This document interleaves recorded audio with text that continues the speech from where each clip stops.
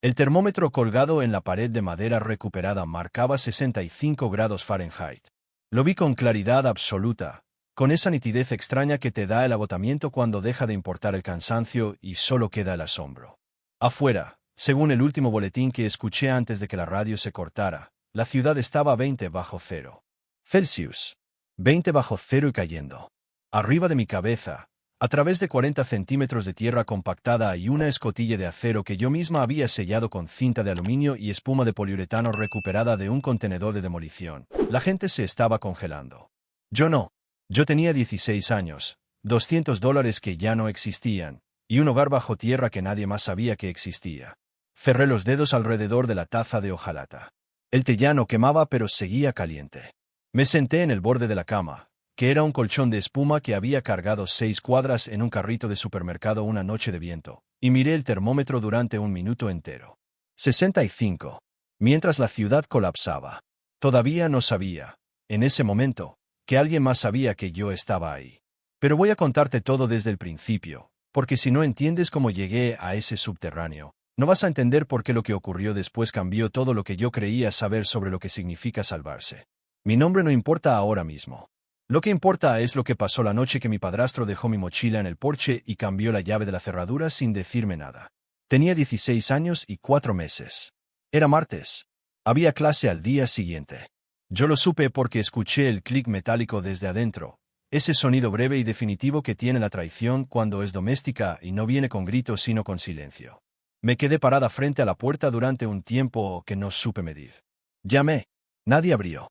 Toqué con los nudillos primero, luego con la palma abierta, luego dejé de tocar porque entendí que no había error ni malentendido. Había una decisión. Y yo no era parte de ella. Mi madre llevaba 3 semanas sin aparecer. No era la primera vez.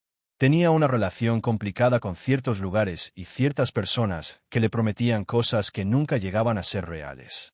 Mi padrastro, Renaldo, llevaba 2 años viviendo con nosotras y llevaba 1 año cobrando un arriendo que yo nunca supe que existía, por una habitación que era la mía, a unos tipos que yo no conocía y que dormían en turnos en el sótano de la casa.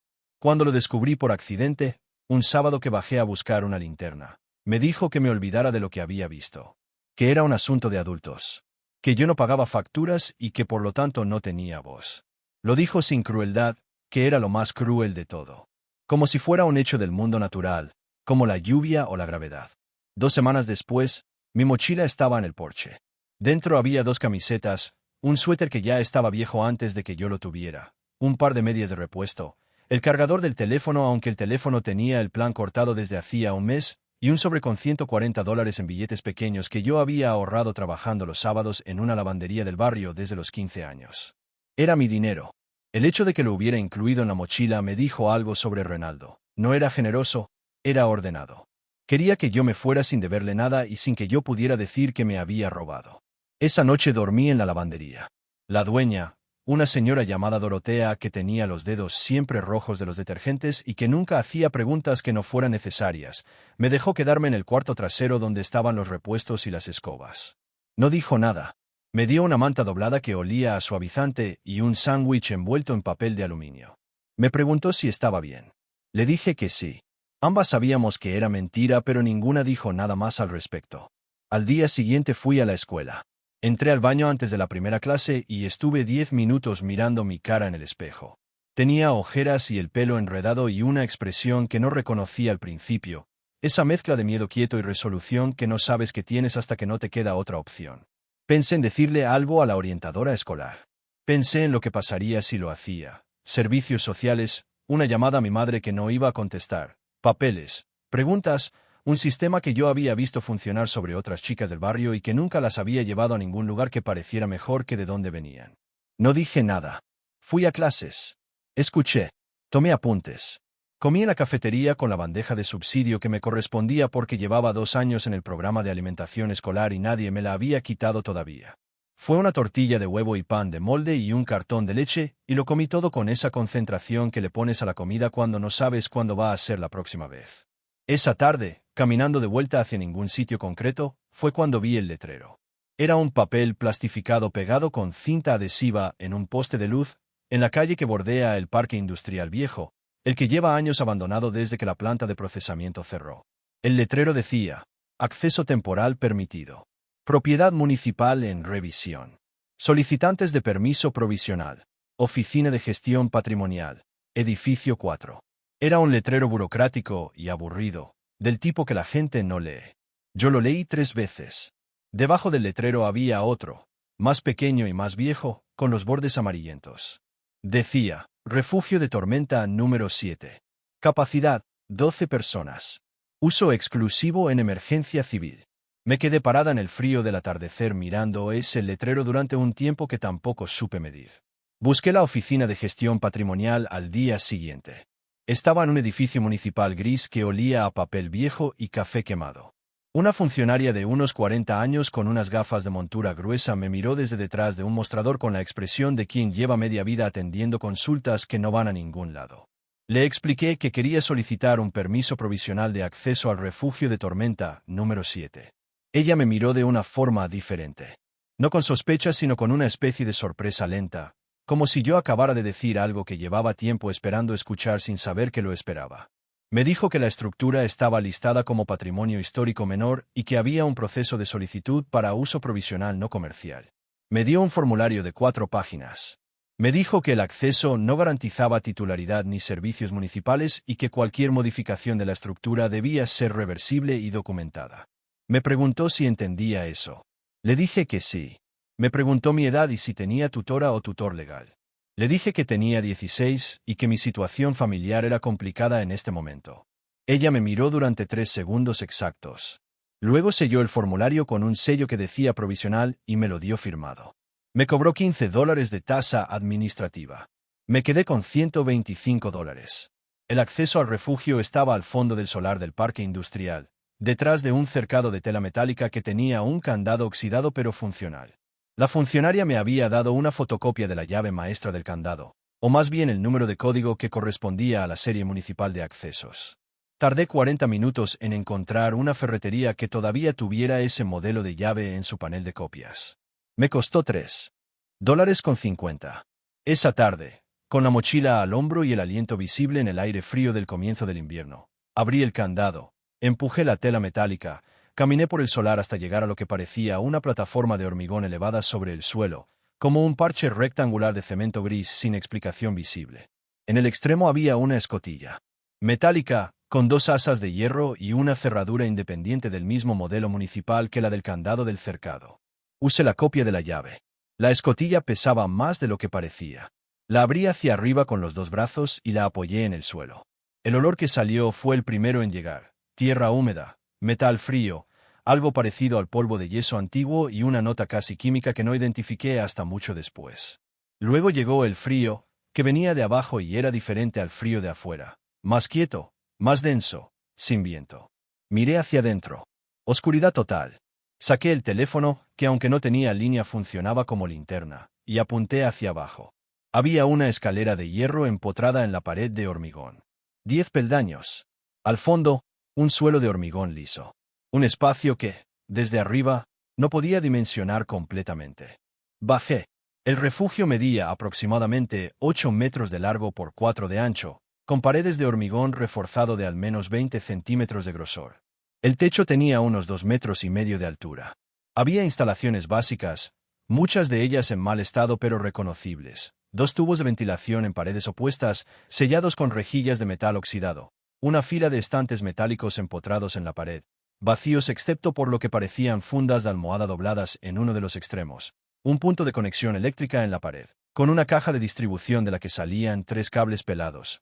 Una pila de agua con grifo en una esquina, conectada a un tubo que subía hacia el techo, que cuando abrí con cuidado largó un chorro de agua fría y oxidada que después de 10 segundos se aclaró. Y en el rincón más alejado de la escalera, cubierto con una lona de plástico gruesa y gris, algo que no esperaba encontrar. Lo destapé con cuidado. Debajo había un generador a gasolina portátil, pequeño pero completo, de los que se usaban en obras antes de que los eléctricos se pusieran de moda.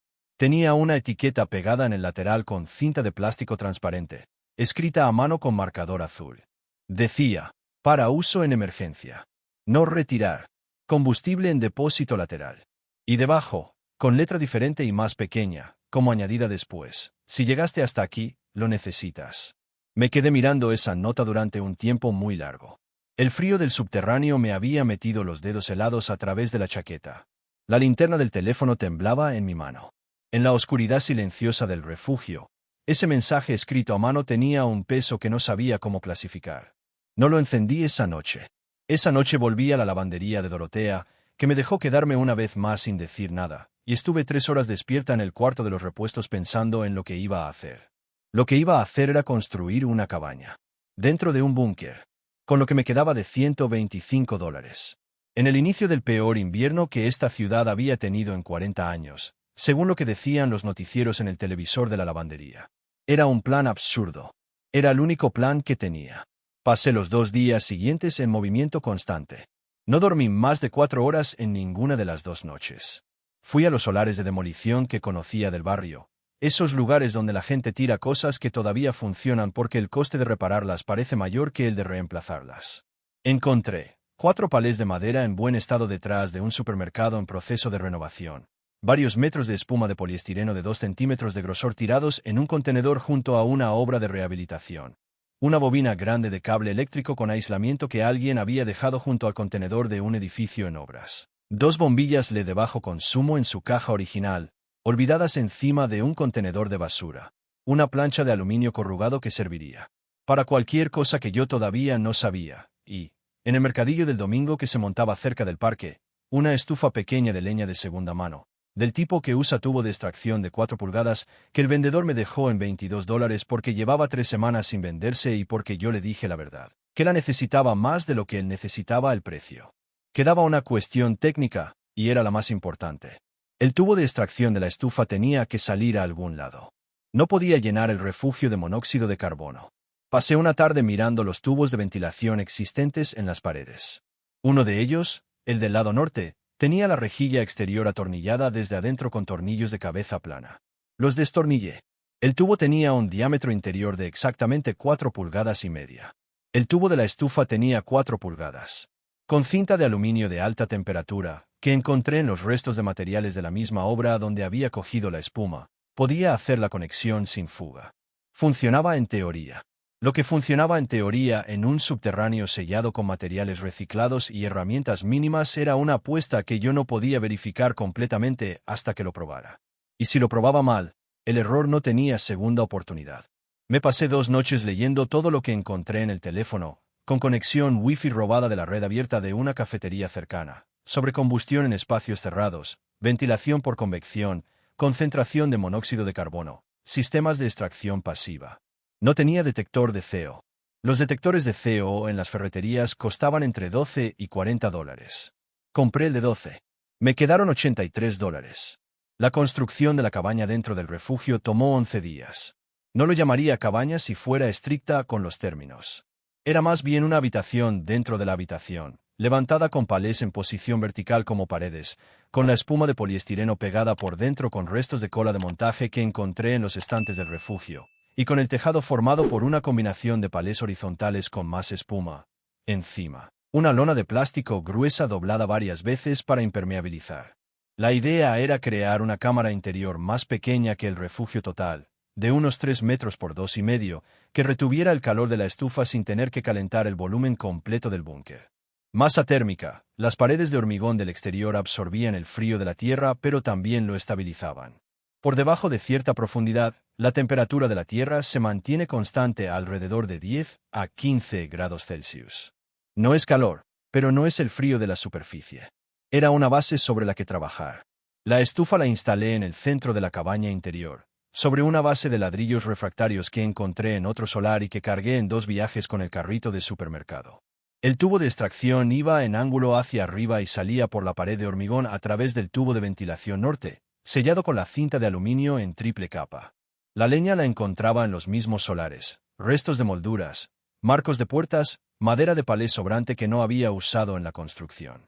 No tenía que pagar por ella. El colchón de espuma llegó en el día 6.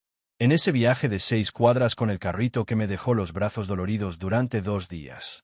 Lo puse sobre una base de palés elevada del suelo para separarlo de la humedad del hormigón. La cama resultante tenía 20 centímetros de altura, lo cual significaba que tenía que agacharme para entrar en la cabaña, pero dentro podía sentarme sin problema. Era perfectamente habitable. En el día 8 conecté el sistema eléctrico. El cable que había encontrado en los solares tenía suficiente longitud para ir desde la caja de distribución del refugio hasta las dos bombillas LED dentro de la cabaña. No sabía si la conexión eléctrica del refugio tenía electricidad activa, pero era municipal y el refugio tenía un permiso provisional de acceso, así que técnicamente yo no estaba haciendo nada ilegal al intentar usarla. Cuando conecté el último cable y apreté el interruptor de la caja de distribución, las dos bombillas se encendieron con una luz amarilla tibia que llenó la cabaña de sombras cálidas y me hizo un nudo en la garganta que tardé un momento en reconocer como alivio. En el día 11 encendí la estufa por primera vez. Usé periódicos viejos y astillas pequeñas como cama. Agregué trozos de palé encima. Cerré la puerta de hierro fundido de la estufa hasta que el fuego agarró, luego la abrí ligeramente para regular el tiro. El detector de CO estaba pegado a la pared de palés con cinta adhesiva, a la altura de mi cabeza. Lo miré fijamente durante los primeros 20 minutos. No pitó. El tiro funcionaba. El calor del humo subía por el tubo, creaba presión positiva hacia arriba, y el aire fresco entraba por el segundo tubo de ventilación en la pared sur que yo había dejado parcialmente abierto con una cuña de madera. Convección pasiva. El calor permanecía abajo, en la cabaña, mientras el humo salía arriba. El termómetro que había comprado por $2 en el mismo mercadillo donde compré la estufa marcó 40 grados Fahrenheit al encender. A los 30 minutos marcaba 52. A la hora, 61.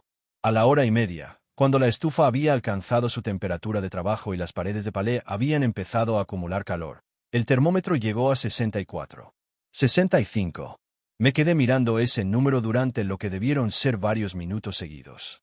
Afuera, según el boletín meteorológico que había escuchado esa mañana en la cafetería donde robaba el wifi, la temperatura para los días siguientes iba a bajar a 10 bajo cero Fahrenheit, lo cual es 23 bajo cero Celsius.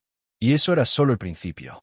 El sistema de alta presión ártica que bajaba desde el norte prometía ser el más severo de las últimas décadas, con vientos que harían que la temperatura sensible cayera a 40 bajo cero. 65 grados dentro. 40 bajo cero afuera, con sensación térmica. Todavía me quedaban $46. Compré leña en el mercadillo, 3 bolsas de madera de roble partida por $12. Compré más espuma de poliestireno en la ferretería para sellar las últimas grietas en las paredes de la cabaña. Compré una bolsa de arroz de 5 kilos y una de lentejas de 2 kilos en el supermercado del barrio, más una caja de galletas saladas y 2 botes de mantequilla de cacahuete y una botella grande de aceite de oliva y 4 botes de conservas de tomate y 2 de judías. Compré una olla pequeña de acero. Compré jabón y un cepillo de dientes de repuesto y un bote de champú. Me quedaron $3 y algo de calderilla. $0. $200 exactos, gastados hasta el último centavo en construir una vida bajo tierra. La primera semana dentro del refugio fue la más difícil de las que yo había vivido, y había vivido semanas difíciles. No por el frío, que ya no era un problema dentro de la cabaña. Por la soledad, que tiene una textura diferente cuando estás física y literalmente enterrada bajo tierra y el único sonido que escuchas con regularidad es el goteo de una filtración menor en la pared norte del búnker que yo había intentado tapar con sellador de cemento pero que persistía con una constancia monótona y casi musical. Goteo. Pausa. Goteo. Pausa. Me acostumbré.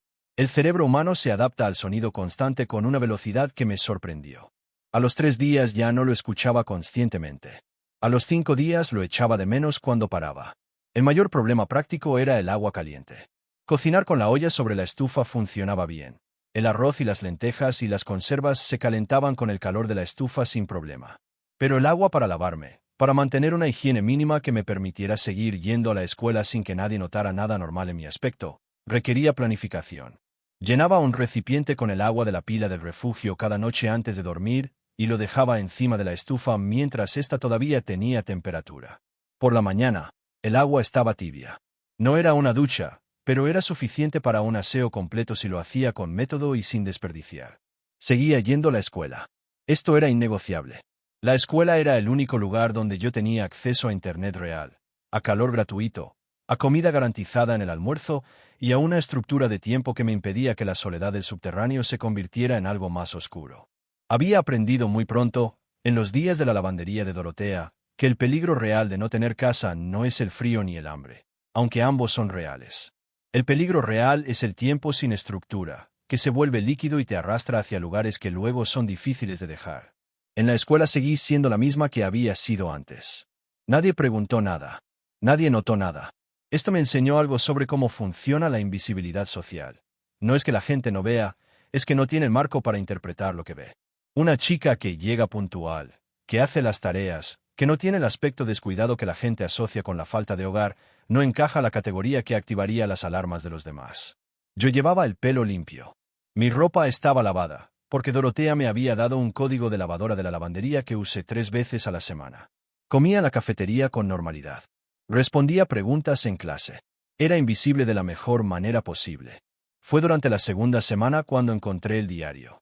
Estaba en el estante metálico del fondo del refugio, detrás de las fundas de almohada dobladas, que yo había movido para usar como almohada en mi cama. No era un diario en el sentido convencional, sino más bien un cuaderno de notas técnicas con una cubierta de cuero artificial negro, grueso, con las páginas amarilleadas y escritas con pluma en letra pequeña y precisa. Las primeras páginas eran esquemas, plantas del refugio, cálculos de ventilación, listas de materiales. Las páginas del medio eran anotaciones de temperatura, fechas, temperaturas exteriores, temperaturas interiores, observaciones sobre el rendimiento del sistema de calefacción. Las últimas páginas eran algo diferente. Las últimas páginas eran notas personales. No había nombre en el diario. Solo iniciales al pie de cada entrada, MV. La primera entrada personal decía: este lugar sobrevivirá cuando nosotros no estemos. No es para nosotros. Es para quien venga después. La siguiente: he dejado todo lo que necesitarán. El generador funciona. Los tubos de ventilación están calibrados para convección pasiva. La masa térmica del hormigón es suficiente si se construye la cámara interior correctamente. La madera recuperada de los palés del depósito municipal sirve de pared. Lo he comprobado. Leí esa página 3 veces. Quien había construido este refugio, o quien lo había equipado y afinado, sabía exactamente lo que yo estaba haciendo. Más que eso, lo había previsto. El generador con la nota de si llegaste hasta aquí, lo necesitas. Los tubos de ventilación calibrados. El punto de electricidad conectado. Todo era demasiado específico para ser coincidencia y demasiado práctico para ser filosofía. Seguí leyendo. Una entrada de 4 meses antes del primer frío que el diario registraba decía: la ciudad va a experimentar un ciclo de frío extremo en los próximos 3 o 4 años.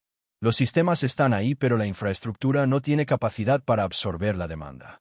Los refugios de emergencia municipales tienen capacidad para el 2% de la población. El otro 98% va a estar en sus casas o en las calles. Los que estén en las calles van a necesitar algo más que un refugio de emergencia. Van a necesitar un lugar que ya esté preparado. Y más abajo, en la misma entrada, he solicitado que el acceso provisional al refugio número 7 permanezca abierto para solicitudes individuales. La funcionaria de patrimonio comprende la situación. Es una mujer inteligente. La funcionaria de patrimonio. Con las gafas de montura gruesa y la expresión de quien lleva esperando mucho tiempo algo que no sabe nombrar. Lo peor fue cuando, 3 días después de encontrar el diario, los apagones empezaron. El primer apagón duró 4 horas. Fue una noche de martes. Yo lo supe porque la bombilla de la cabaña parpadeó 2 veces y luego se apagó, dejándome en una oscuridad completa y absoluta que solo el pequeño punto anaranjado de la estufa interrumpía. No entré en pánico. Encendí la linterna del teléfono, confirmé que el detector de CO seguía funcionando con sus pilas internas, añadí un tronco a la estufa y me senté a esperar. En 4 horas la luz volvió. No dormí durante esas 4 horas, pero tampoco pasé frío. La temperatura de la cabaña bajó de 65 a 58 durante las 4 horas, sin estufa eléctrica encendida. Con la estufa de leña, no perdí más que eso. Pero el apagón no fue lo que me asustó esa noche. Lo que me asustó fue el sonido que llegó a través del tubo de ventilación norte mientras yo esperaba sentada en la oscuridad. Pasos. En la superficie. Lentos, con peso, con pausas. Alguien caminando por el solar del parque industrial en mitad de la noche durante un apagón. Me quedé completamente quieta. La estufa hacía el sonido suave y constante del fuego bajo control. El detector de CO sonaba en silencio. Afuera, los pasos. 3, 4, 5. Una pausa larga. Luego 2 pasos más. Luego nada. Me quedé despierta hasta que amaneció. A la mañana siguiente, subí a la superficie antes de ir a la escuela y caminé por el solar buscando huellas en el suelo congelado. Las encontré. Botas grandes, de suela gruesa, que habían bordeado el perímetro del solar sin acercarse a la escotilla, pero que se habían detenido 2 veces en el lado norte, justo encima del tubo de ventilación norte. Quien había estado ahí arriba sabía, o sospechaba, que había algo bajo tierra. Y había parado encima del único lugar donde habría podido ver, si hubiera mirado con cuidado, un hilo de humo fino saliendo de la rejilla de ventilación. Esa mañana, en el wifi de la cafetería, busqué en el registro municipal de propiedades el historial del refugio de tormenta número 7. Lo que encontré tardó en cargar, pero cuando apareció lo anoté todo en el cuaderno de espiral que usaba para las tareas de la escuela. El refugio había sido construido en 1962, durante el periodo de mayor tensión de la Guerra Fría, como parte de un programa municipal de construcción de estructuras de protección civil. Había sido desactivado en 1989 cuando el Programa Nacional de Refugios Civiles fue oficialmente disuelto. Había permanecido como propiedad municipal sin uso hasta 2003, cuando una empresa de desarrollo inmobiliario llamada Desarrollos Nordvik SL había presentado una oferta de compra. La oferta había sido rechazada por el ayuntamiento en 2004 por razones que el registro describía como incompatibilidad con la clasificación patrimonial del suelo. En 2011 había una segunda oferta de la misma empresa, también rechazada. En 2019 había una tercera oferta, esta vez de otra empresa llamada Inmobiliaria Kestrel, que el registro de todos modos vinculaba a la misma dirección fiscal que Desarrollos Nordvik. También rechazada. El refugio llevaba 60 años siendo rechazado. La revisión patrimonial que justificaba el letrero del permiso provisional era de este año, lo cual significaba que la clasificación patrimonial estaba siendo evaluada, lo cual significaba que la protección que había impedido las 3 ventas podía estar a punto de desaparecer. Y si desaparecía, la inmobiliaria Kestrel, o Desarrollos Nordvik, o quien fuera que llevaba 20 años intentando comprar ese solar, iba a ser el nuevo dueño del terreno donde yo dormía. Cerré el cuaderno. Miré la pantalla del teléfono donde todavía estaba el registro de propiedades. Luego miré por la ventana de la cafetería hacia la calle, donde la primera gran nevada de la temporada había empezado a caer esa misma mañana con una intensidad que el pronóstico describía como inusual para las fechas. Inusual. Lo más frío en 40 años. Y yo con $3 y un hogar bajo tierra que alguien llevaba 20 años intentando comprar. Esa tarde, al salir de la escuela, encontré un hombre apoyado en el cercado de tela metálica del solar. Era alto, de unos 50 años, con un abrigo oscuro que costaba más que todo lo que yo tenía. No estaba mirando el solar. Estaba mirando su teléfono. Pero cuando yo crucé la calle hacia el solar, levantó la vista con una rapidez que no era casual. Me miró durante exactamente el tiempo necesario para catalogarme y decidir que no era relevante. Luego volvió al teléfono. No abrí el candado delante de él. Seguí caminando. Pasé de largo.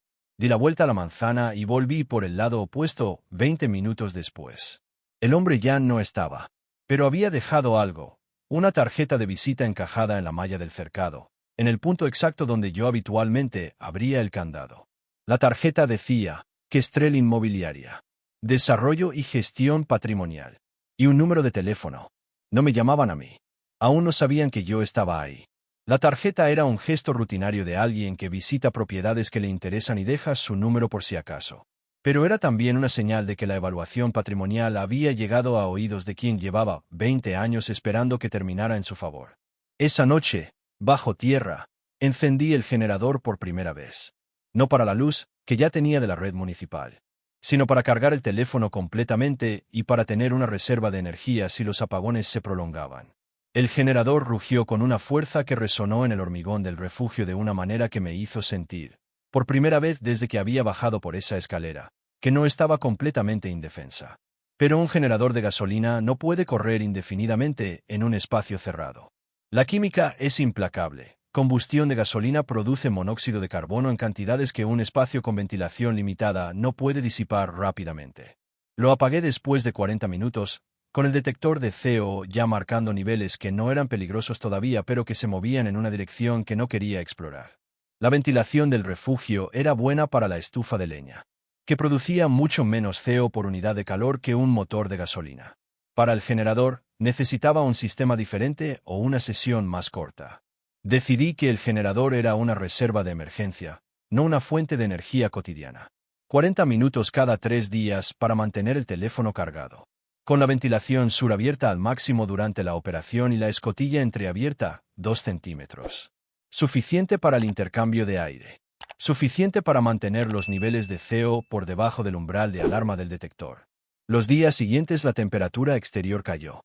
Primero a 15 bajo cero Celsius. Luego a 18. Luego a 20, que era el número que los meteorólogos habían estado usando como umbral psicológico de lo inusual y que ahora era simplemente la temperatura de la tarde.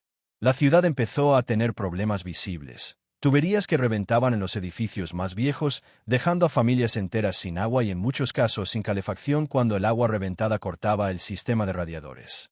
Apagones más frecuentes, porque la demanda de electricidad para calefacción superaba la capacidad de la red. Noticias de personas mayores encontradas en sus apartamentos por debajo de la temperatura segura. Refugios de emergencia municipales abiertos en los colegios y centros cívicos, desbordados desde el primer día. Yo veía todo esto desde la pantalla del teléfono en los 40 minutos de generador cada 3 días, y desde el sonido que llegaba a través de los tubos de ventilación.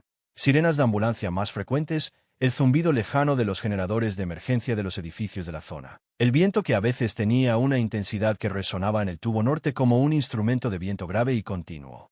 Y una noche, el golpe en la escotilla. No fue suave. Fue 3 golpes seguidos, fuertes, con la mano abierta o con un instrumento. ¡Bum! ¡Bum! ¡Bum! Me quedé completamente quieta. Eran las 11 de la noche. La estufa ardía baja. El termómetro marcaba 63. El detector de CO callaba. El teléfono tenía un 40% de batería. 3 golpes más. Más fuertes. Y luego una voz. No la del hombre del abrigo oscuro. Una voz de mujer, joven, con un temblor que no era del frío solamente. ¿Hay alguien ahí? Por favor, ¿hay alguien ahí? Me quedé un segundo más quieta. Luego me puse de pie. Subí los 10 peldaños de la escalera de hierro con el teléfono en la mano. Empujé la escotilla desde adentro, con los 2 brazos, y el frío de afuera entró como una pared. El termómetro de afuera, que yo había colgado en el cercado para tener referencia, marcaba 22 bajo cero Celsius. El viento hacía que el número real sensible fuera considerablemente peor. Frente a mí había una chica. Tendría unos 15 años. Llevaba una chaqueta que no era suficiente para el frío de un día de primavera normal, mucho menos para esto, y unas zapatillas de deporte. Tenía la cara del color de la cera. Los labios con ese azul que no es azul sino ausencia de calor en la sangre. Temblaba con la violencia completa del cuerpo cuando ya no puede hacer nada más para mantener la temperatura central. Por favor, dijo, y su voz era tan pequeña que casi se la llevó el viento antes de que llegara a mí. No pensé. Le dije, baja. Primero tú. Y la guié hacia la escalera y la sostuve mientras bajaba, porque sus manos no cerraban bien los dedos alrededor de los peldaños de hierro, y bajé detrás de ella y cerré la escotilla encima de nosotras. Abajo, en el calor de la cabaña, la chica se desplomó en el colchón y no dijo nada durante 5 minutos. La envolví en la única manta extra que yo tenía, que era una manta de lana gruesa encontrada en el mercadillo, y le di la taza de té que yo me había preparado antes de que llamara, que estaba todavía caliente. Sostuvo la taza con las 2 manos como si fuera un objeto sagrado. Le temblaban los hombros. El temblor empezó a calmarse a los 10 minutos, lo cual era buena señal. Cuando el temblor cesa demasiado rápido, en caso de hipotermia grave, no es una buena señal. Se llamaba Vera. Tenía 15 años. Había salido de casa de su tía, donde vivía desde que tenía 12, a las 8 de la tarde para ir a casa de una amiga que vivía a 3 calles. En el camino había tenido que meterse en un portal a esperar que el viento amainara, pero el viento no amainó. Cuando intentó volver a la calle, la temperatura sensible había caído a un punto en que moverse era físicamente doloroso. Había seguido caminando en la dirección que creía que era la correcta y había llegado al solar del parque industrial sin saber cómo. Había visto la escotilla y había llamado porque no había nada más. Me miraba con los ojos grandes, desde el colchón, con esa manta de lana envuelta alrededor de los hombros, y yo veía en su cara algo que reconocí porque lo había llevado en la mía. La expresión de quien acaba de descubrir que el mundo puede matarte y que no siempre avisa antes de intentarlo. ¿Qué es este lugar?, preguntó. Le conté la verdad. No toda, no todavía, pero la suficiente, que era un refugio antiguo, que yo vivía aquí provisionalmente, que estaba protegida del frío y que ella también lo estaba ahora. ¿Vives aquí?, dijo. Sí. ¿Sola? Sí. Vera procesó esto durante un momento.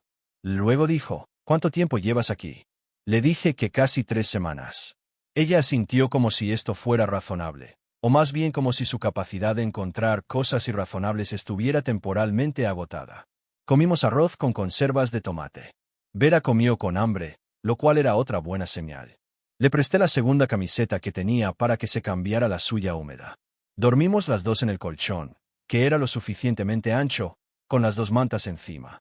La temperatura de la cabaña se mantuvo en 62 toda la noche porque yo alimenté la estufa con menos frecuencia para no arriesgarme con dos personas en el espacio y la ventilación calibrada para una. El detector de CO no pitó. A las 6 de la mañana Vera se despertó y llamó a su tía desde mi teléfono. La conversación fue corta y con mucho llanto, en ambos lados de la línea. Le dije que podría salir cuando quisiera, que la temperatura exterior a las 6 de la mañana era todavía de 17 bajo cero, pero que era más seguro que a medianoche. Antes de irse, Vera se quedó parada en el último peldaño de la escalera mirándome. ¿Puedes decirme dónde está esto exactamente? Dijo, por si acaso. Se lo dije. La dirección, el solar, cómo abrir el candado. No sé exactamente por qué.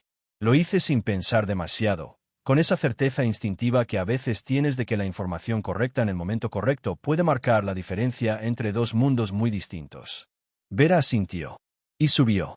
Y yo me quedé sola de nuevo en el calor de la cabaña, escuchando el goteo del muro norte y el crujido de la estufa y pensando en el diario y en MV y en la pregunta que llevaba días rondándome sin que yo la hubiera formulado claramente. ¿Por qué estaba disponible este refugio exactamente cuando yo lo necesitaba? ¿Era coincidencia? ¿Era burocracia lenta?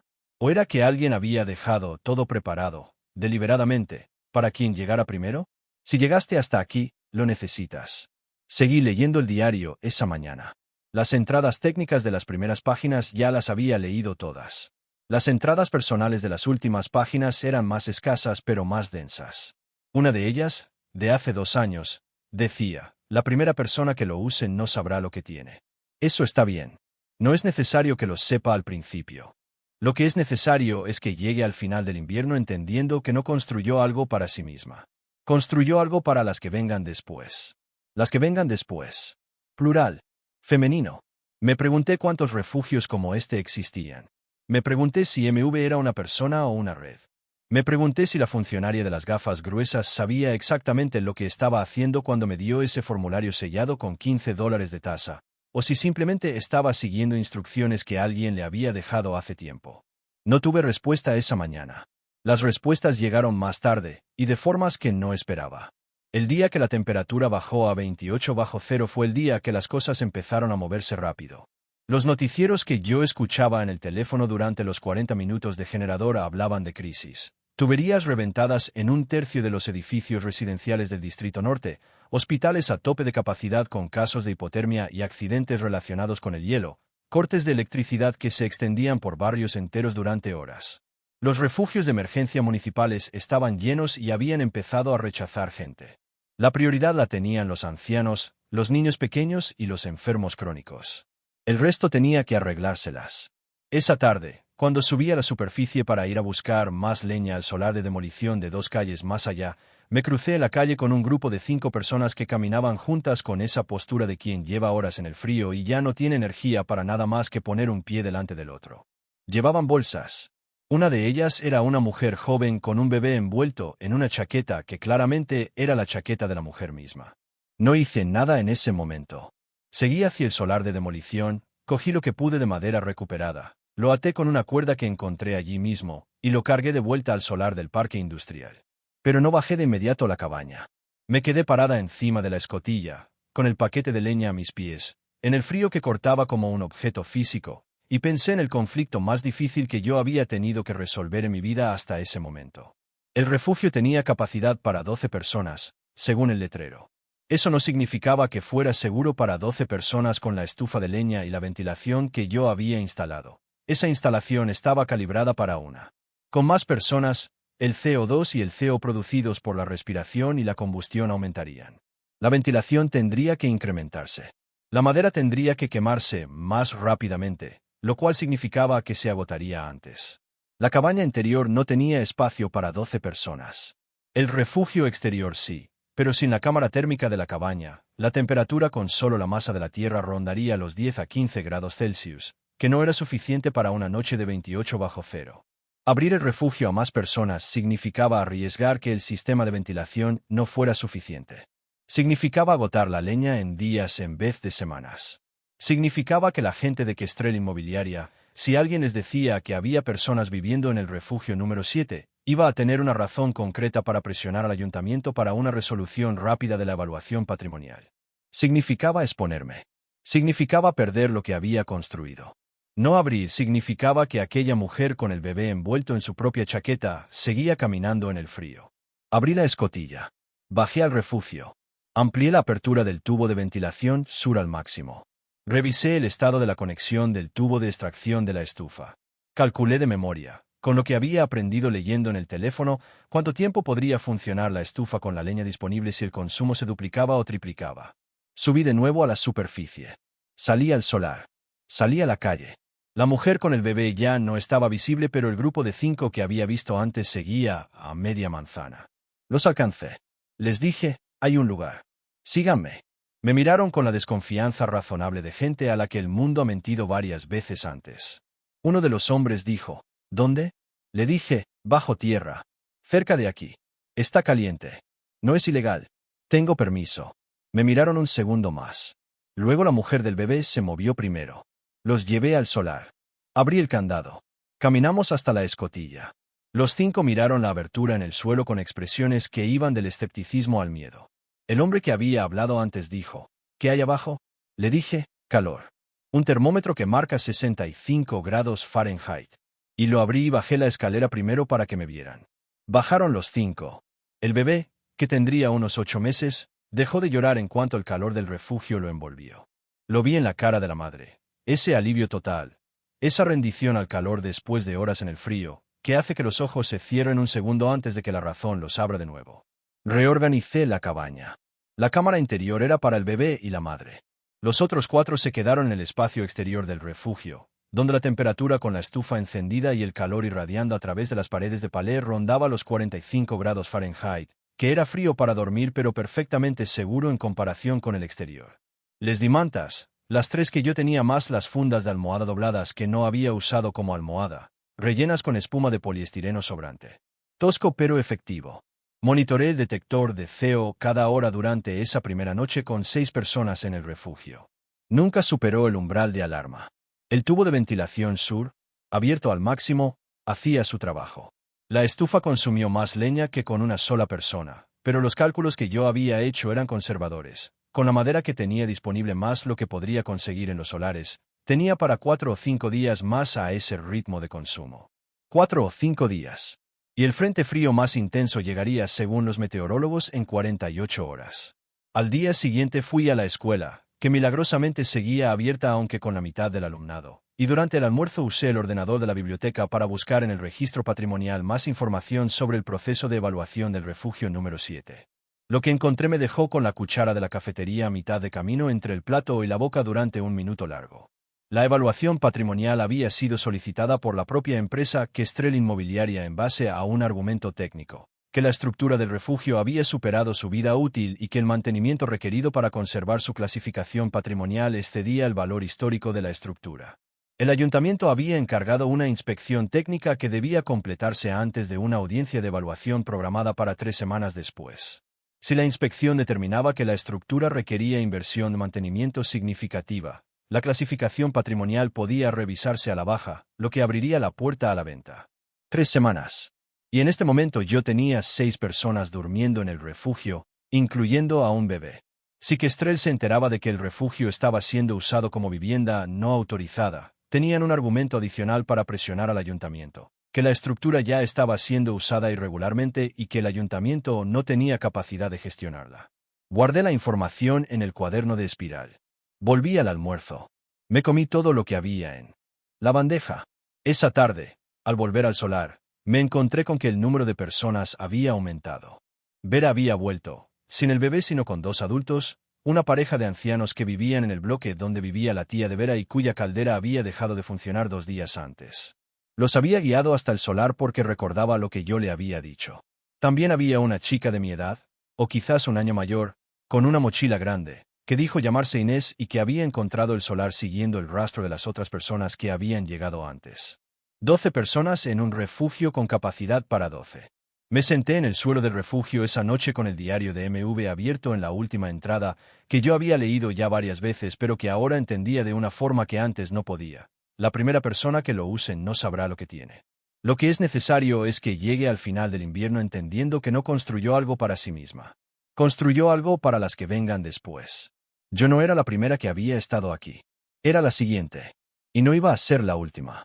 Fue Inés quien me dijo, la segunda noche, que había escuchado en la calle que alguien de una inmobiliaria había estado preguntando por el solar.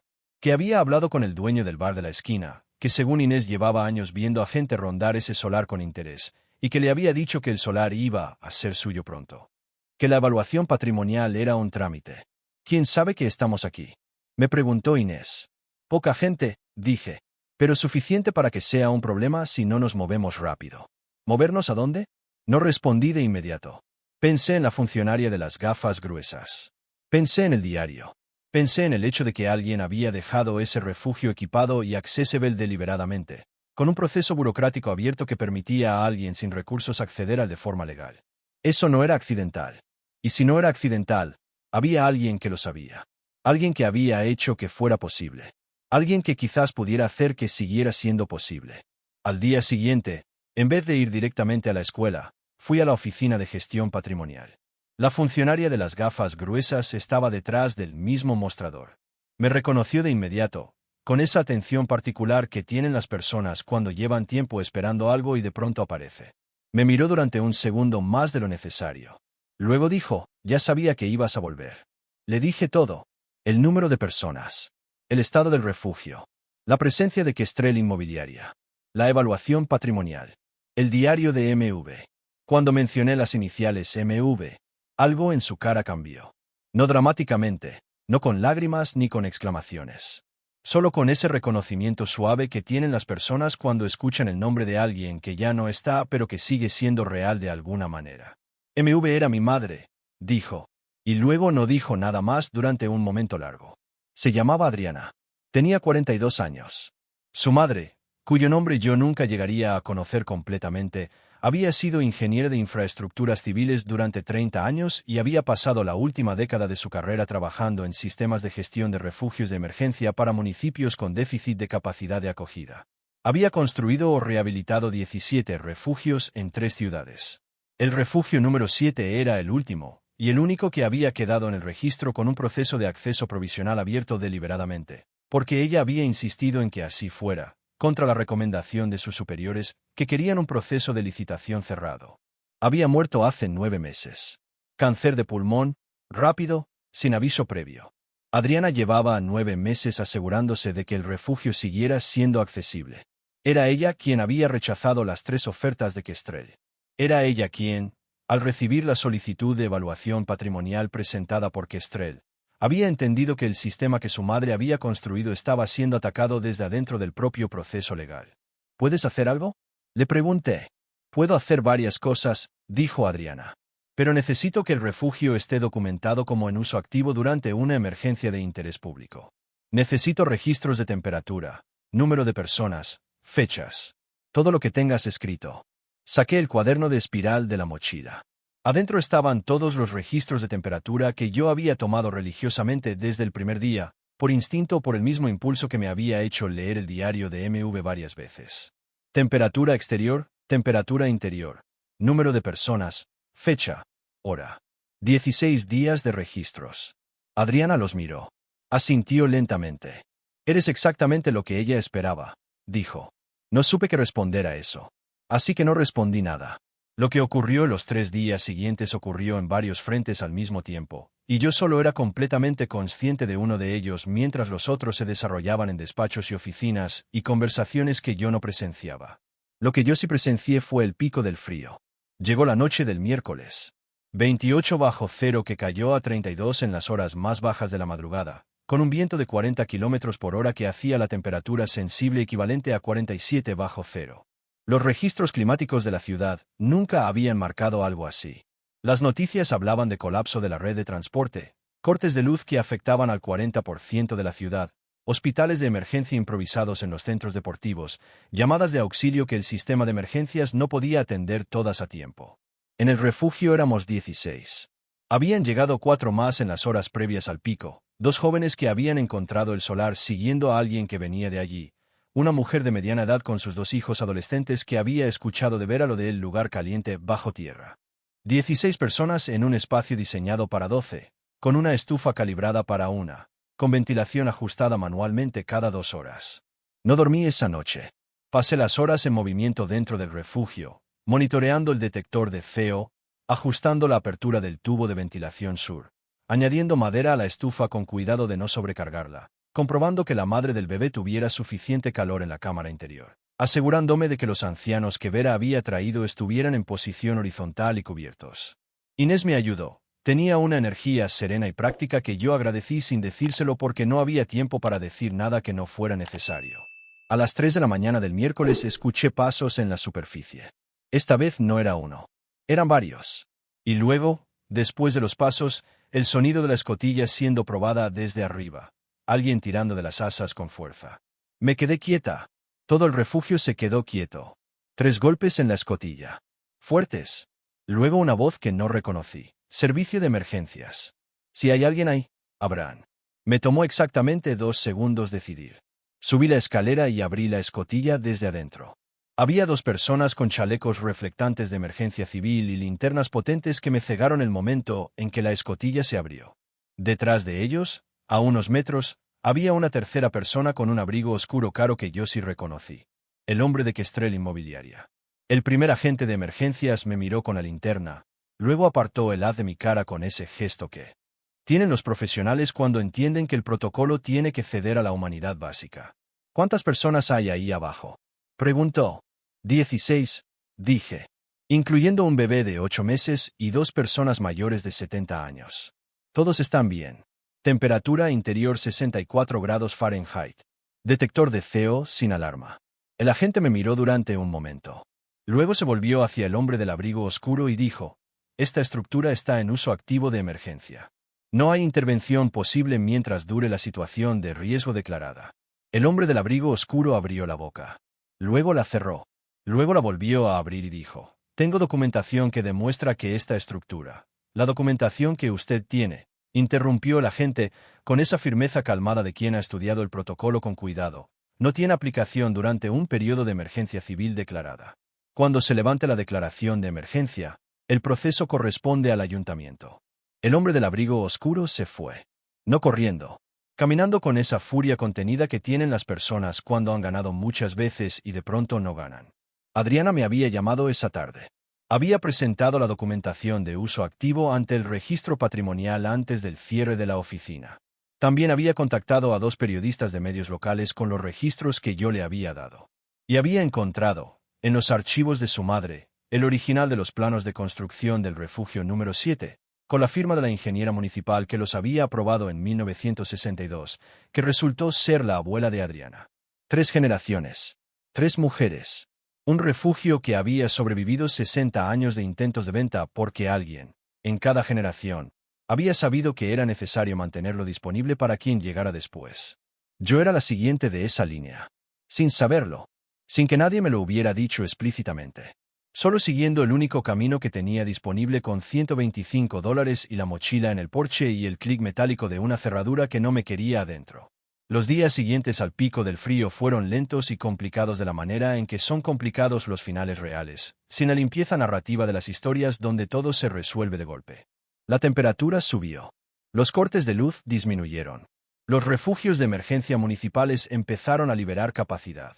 Las personas del refugio fueron, de una y en grupos, hacia sus casas o hacia soluciones temporales que el ayuntamiento empezó a ofrecer cuando los medios publicaron la historia del búnker y las 16 personas y el bebé y los registros de temperatura de una chica de 16 años.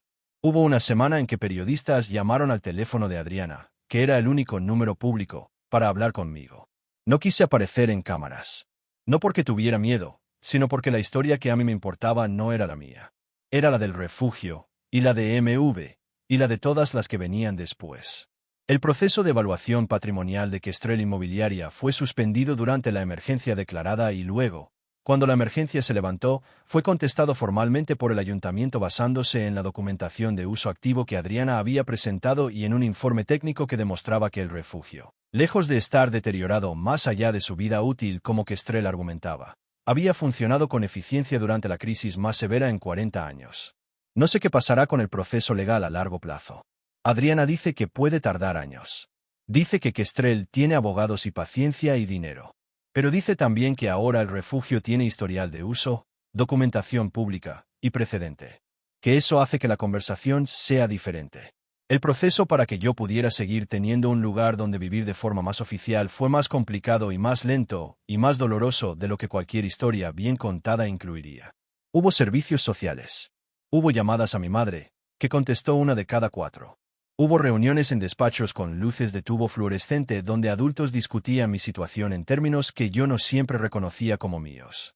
Hubo un periodo en que dormí en casa de Adriana, en la habitación de invitados, que era pequeña y tenía las paredes blancas y olía a pintura y que era el lugar más silencioso y seguro en que yo había dormido en meses, y que me costó 4 noches acostumbrarme porque el silencio sin el goteo del muro norte me parecía incompleto. Dorotea me ofreció trabajo los fines de semana. Lo acepté.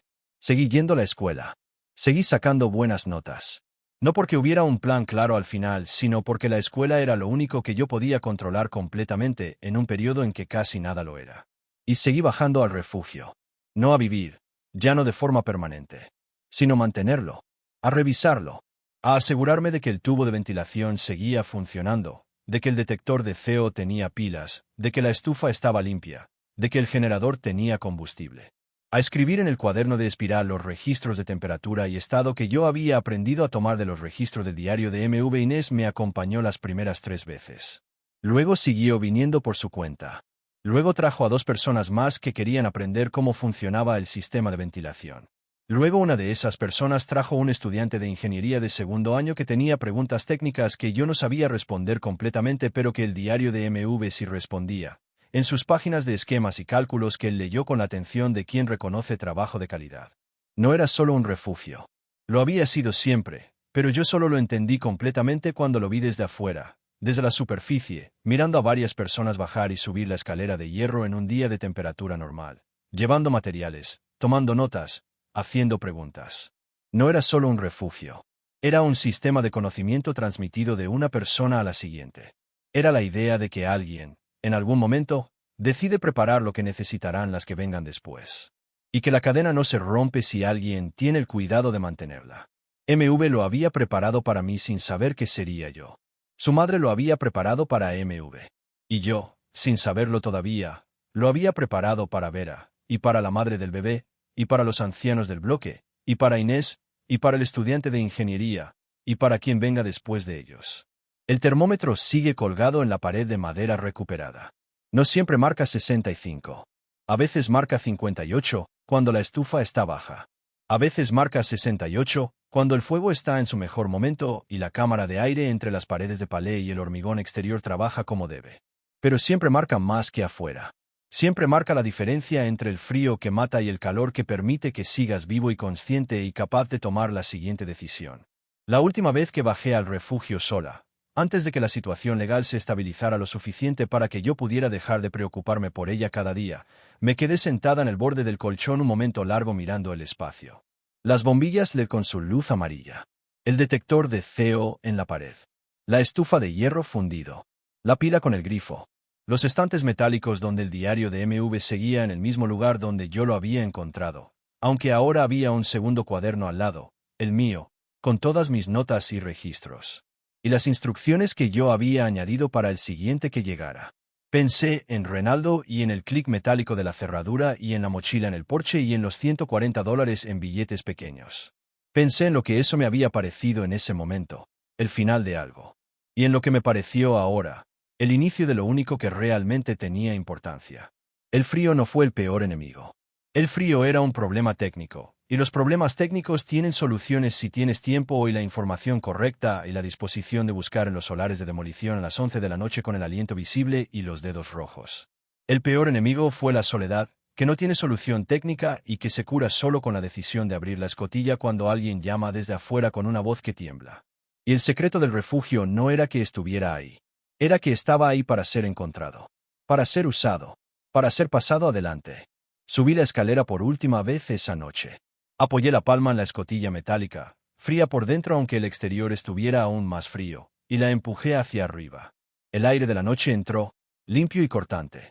La ciudad estaba ahí, con sus luces y sus sonidos y sus problemas y su calor distribuido de forma tan desigual que algunos lugares tenían demasiado y otros no tenían nada. Salí. Cerré la escotilla desde arriba. Puse el candado.